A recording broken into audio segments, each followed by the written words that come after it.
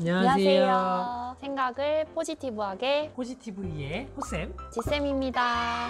연말정산 다들 잘 진행하고 계신가요? 저희가 올해 연말정산에 대한 상담을 특히 많이 받았는데요. 이게 질문을 받으면서 느껴지는 게 연말정산에 대한 개념, 용어 지식이 부족하셔서 애초에 질문 자체를 모순되게 하시는 분도 꽤 있었고, 그 부분에 대해서 답변을 드려도 이해를 잘 못하시더라고요. 그래서 오늘 저희가 이야기할 주제는 매년 연말정산이 힘들다고 하시는 분들을 위해서 연말정산의 기본 개념, 상식, 흐름 등을 짚어드리는 기초 강의를 준비했습니다. 사실 원하는 대답을 얻기 위해선 무엇을 모르고 있는지부터 아시는 게 중요할 것 같아요. 오늘 저희 영상을 끝까지 시청하신다면 적어도 모순된 질문을 하시거나 아니면 답변을 들으셨을 때 이해가 안 간다 라고 생각드는 부분이 좀 줄어드실 거라고 생각합니다. 또 회사를 통해서 연말정산 하시는 분들은 세금이 어떻게 결정이 되는지, 그리고 연말정산에 대한 기본적인 흐름을 이해하실 수 있을 거라고 생각됩니다.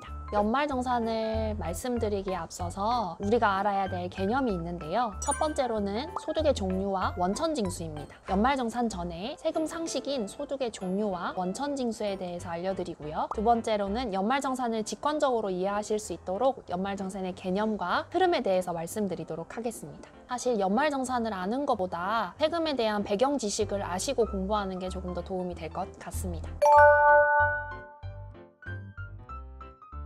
개인의 소득의 종류에 대해서 이야기해 볼게요. 우리가 살아가면서 벌어들이는 소득은 세법에서는 8가지로 규정해서 명시하고 있습니다. 소득의 종류에는 이자, 배당, 근로, 사업, 연금, 기타, 퇴직, 양도 총 이렇게 8가지 소득인데요. 1년 동안 내가 받은 이자, 배당 소득이 있을 수 있고, 회사에서 근로를 하고 받은 급여, 또는 내가 사업을 해서 얻은 사업소득 등 앞에서 말씀드린 6가지 소득에 대해서는 묶어서 저희가 종합소득이라고 이야기합니다. 이렇게 다양한 소득들을 소득별로 따로따로 세금 계산을 하는 게 아니라 1년이라는 기간 동안에 소득을 종합적으로 합산해서 한 번에 신고를 해야만 합니다. 뒤에 2가지 소득은 1년 동안 발생한 소득이라 하기엔 어렵기 때문에 합산하지 못하고 이를 분류해서 세금 계산을 하게 되는데요. 우리는 이를 분류소득이라고 합니다. 자, 이제 원천징수의 개념에 대해서 알아보도록 하겠습니다. 원천징수란 무엇일까요?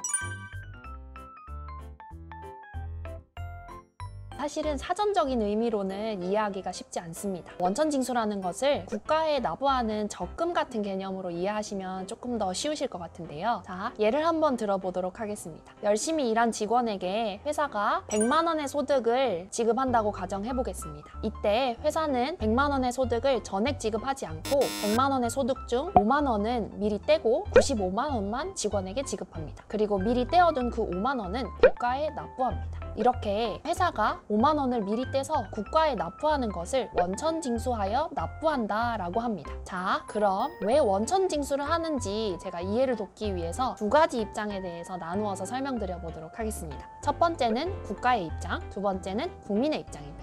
회사가 원천징수된 세금을 국가에 신고 납부하게 되면 국가에서는 회사가 얼마를 지급했는지의 정보와 원천징수된 세금을 미리 걷어들이는 효과 때문에 세원을 포착해서 탈세를 방지할 수 있겠죠. 그리고 두 번째는 조세 수입을 조기에 확보하여 정부 재원의 평준화를 만들 수 있습니다. 국가는 여러 가지 정책을 하기에 앞서서 자금이 필요하게 되는데요. 세금을 1년에 한 번 걷어들이는 게 아니라 미리 원천징수를 하여 세수를 조기에 확보한다면 여러 가지 정책을 펼치는데 국가 행정에 도움이 되겠죠? 자, 그러면 저는 국민의 입장에서 좀 설명드려 보도록 하겠습니다. 세금 신고 비용과 절차를 간소화시킬 수 있습니다. 만약에 모든 소득을 받는 근로소득자들이 각각 자기의 소득에 대해서 개별적으로 신고를 해야 된다면 세무서에서는 모든 납세자들이 방문을 해서 힘들 수밖에 없을 것 같습니다. 그래서 이를 대신해서 회사에게 원천징수 의무를 부여하고 있기 때문에 납세에 대한 비용이나 절차적인 부분에서 간소화시킬 수 있어서 편리한 점이 있고요. 납세자들의 세금 부담을 누적화시키지 않습니다. 만일에 납세자들이 1년에 벌어들인 소득에 대해서 일시에 한 번에 세금을 납부해야 된다면 굉장히 부담스러울 수밖에 없겠죠?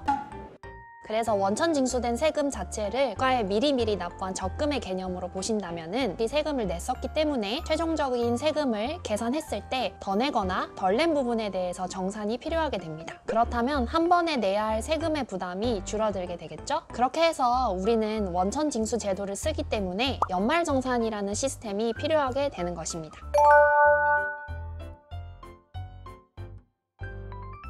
자, 그럼 이제 연말정산에 대한 개념에 대해서 알아볼게요. 자, 원천징수에서 이야기했던 것처럼 우리는 최종적으로 정산이 필요하게 되는데요. 결국 그 정산의 의무를 회사에 부여하는 것이 연말정산이 되겠습니다. 쉽게 말해서 회사가 여러분들에게 지급한 1년간의 급여, 근로소득에 대해서 대신해서 세금을 계산해 준다고 생각하시면 돼요.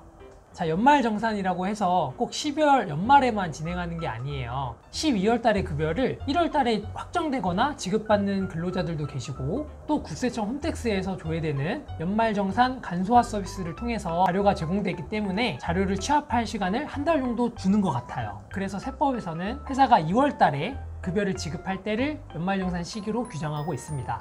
여기서 회사는 근로자가 가지는 모든 소득에 대해서 연말정산 의무를 갖고 있지는 않습니다. 회사에서는 지급하는 근로소득에 대해서 원천징수를 하고 그에 대한 소득에만 연말정산 의무를 갖고 있습니다. 연말정산은 근로소득자에 대해서만 하시는 것 같은데, 사실은 보험 모집인, 방문 판매원, 음료품 배달원에 대해서 이 연말정산 사업소득 대상이라는 게 일정 요건이 있지만 그 부분은 제외하고 근로소득자에 대해서 좀 더 초점을 맞춰서 설명드리도록 할 겁니다. 자, 연말정산 한번 정리해보자면 누가, 회사가 언제, 2월 달에 급여를 지급할 때, 그러니까 2019년도 1년치에 대한 소득은 2020년 2월 달에 연말정산을 진행하게 되겠죠. 무엇을, 지급받은 1년간의 근로소득에 대해서만 회사가 대신 세금을 결정하고 정산을 해주는 겁니다. 여기서 회사에서 급여만 받는 분들은 5월 달에 종합소득세 신고를 해본 적이 없으실 겁니다. 이게 왜 그러냐면 아까 연말정산의 개념처럼 회사가 여러분들의 소득에 대해서 2월 달 연말정산을 해줬기 때문에 근로소득만 있는 분들은 연말정산을 통해서 여러분들의 납세 의무가 종결짓게 되는 겁니다. 즉 마무리가 되는 거죠. 그렇기 때문에 5월에 종합소득세 신고를 할 필요가 없는 건데요. 근데 반대로 말씀을 드리면 2월 연말정산을 할 때 자료가 누락됐거나 뭔가 잘못 신고된 걸 알았다면 그 부분은 개인의 종합소득세 신고 기간은 5월 달에 신고를 하면 된다는 의미이기도 합니다. 뭐 가산세 등 불이익 같은 건 따로 없겠네요. 네, 맞아요. 5월까지 신고하시면 법정 신고 기간 안에 포함되어 있으셔서 가산세는 없습니다. 그리고 근로소득 이외에 다른 타소득이 있으신 경우에는 연말정산만으로 납세 의무가 끝나는 것이 아닙니다. 호쌤이 말씀해 주셨다시피 6가지 소득에 대해서는 종합소득이라고 해서 합산 신고를 해야 되잖아요. 그렇기 때문에 타소득이 있는 경우에는 연말정산을 받았더라도 개인의 종합소득세 신고 기간인 5월 한 달 기간 동안에 여러분들의 타소득을 합산하셔서 종합소득세 신고를 해야 합니다. 간단하게 정리해보자면 개인이 벌어들인 소득에 대해서 종합소득세 신고 의무는 5월 달에 해야 되지만 근로소득만 있는 분들은 2월에 연말정산을 통해서 납세 의무가 마무리된다는 사실, 즉 5월에 신고할 필요가 없다는 겁니다. 근데 만약 근로소득 이외에 타소득이 있으시다면 연말정산으로는 불충분하고 종합소득세 신고 기간인 5월 달에 꼭 신고를 해주셔야 된다는 점입니다. 결국 내가 근로소득만 있다면 연말정산을 통해서 신고 의무를 끝내는 게 편하겠죠?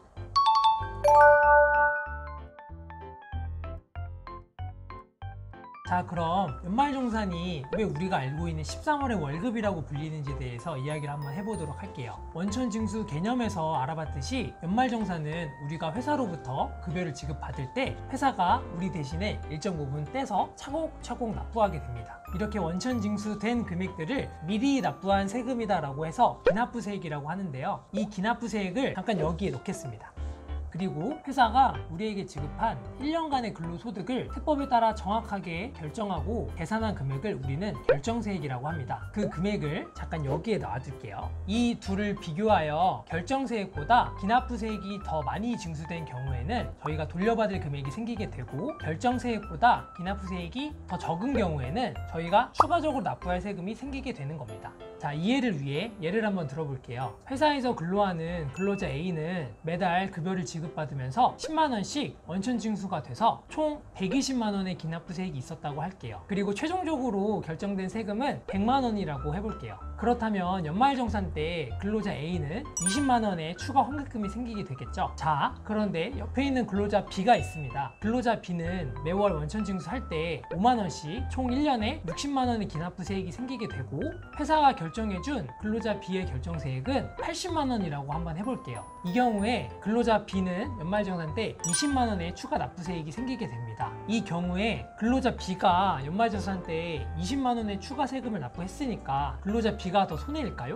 아닙니다. 근로자 A 같은 경우에는 120만 원의 기납부세액이 있었다가 100만 원의 결정세액으로 결정이 됨으로써 20만 원의 환급세액을 받아 결국 100만 원의 세금을 낸 거고, 근로자 B의 경우에는 60만 원의 기납부세액이 있었다가 추가적으로 20만 원의 추가납부세액이 생겨서 총 80만 원의 결정세액이 생기게 됩니다. 결국 연말정산 때 돈을 더 많이 환급받고 추가적으로 납부한다고 해서 세금을 더 적게 내는 건 아니라는 말이에요. 자, 그럼 여기서 생각해 볼 것이, 기납부세액은 매월 원천 징수되는 금액으로 고정되어 있고 결정세액에 따라 우리가 세금을 추가 납부할지 환급을 받을지 결정되기 때문에 우리는 결정세액을 최소한으로 하는 것에 초점을 맞춰야 합니다. 자, 이 결정세액이 0원이 되면 기납부세액 전부를 우리가 돌려받는 환급금액이 생기게 되는 거예요. 그런데 이런 질문들을 하시는 분들이 있습니다. 저 이번에 신용카드 엄청 많이 썼는데 세무사님, 저 이번에 환급 받을 수 있는 거 맞죠? 자, 신용카드를 많이 쓰셨다고 해서 만약에 결정세액이 0원이 된다 하더라도 환급금은 결국 내가 미리 납부한 기납부세액만큼만 돌려받게 됩니다. 따라서 기납부세액이 적으면 결정세액이 아무리 0원이라도 돌려받을 수 있는 금액이 적을 수밖에 없는 거예요. 정리를 한번 해보자면, 내가 받을 수 있는 환급금의 한도는 내가 미리 납부했었던 기납부세액만큼이다 라는 거예요. 사실 회사는 국가가 부과한 원천징수와 연말정산 의무만 이행하면 되기 때문에 근로자 개개인에 맞춰서 맞춤형 연말정산을 진행해주지 않습니다. 그래서 우리는 회사가 우리 대신에 결정해준 결정세액이 어떻게 계산됐는지 알 필요가 있습니다. 그럼 다음 시간에는 이 결정세액이 어떻게 결정되고 소득공제와 세액공제의 차이점 등 알아보는 시간을 가져보도록 할게요. 오늘 저희가 준비한 영상은 여기까지고요. 다음에는 더 좋은 정보와 영상으로 찾아뵙도록 하겠습니다. 안녕. 안녕.